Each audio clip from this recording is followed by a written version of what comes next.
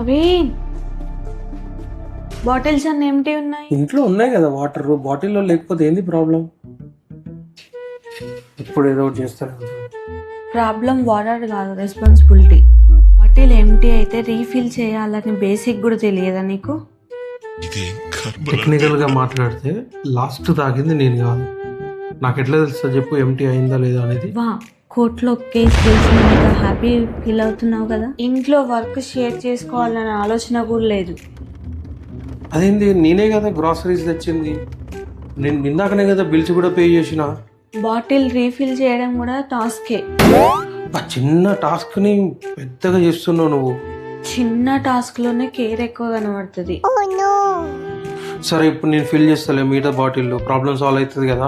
లేట్గా చేసిన హెల్ప్ కి వాల్యూ ఉండదు. అరే ముందు చెప్పాలి కదా, నాకెట్లా తెలుస్తుంది? నువ్వే అర్థం చేసుకోవాలి ఇక చెప్పకుండా. సర్లే రేపు నుంచి నేనే ఫిల్ చేస్తాలే. Next morning. అమ్మయ్యా, ఫుల్ ప్రిపరేషన్ రెడీ. ఫ్రిడ్జ్ లో ప్లేస్ ఉండాలి కదా. ప్రిపరేషన్ సక్సెస్ అయింది, ఎగ్జిక్యూషన్ ఫెయిల్ అయింది. ఇది రియలైజేషన్.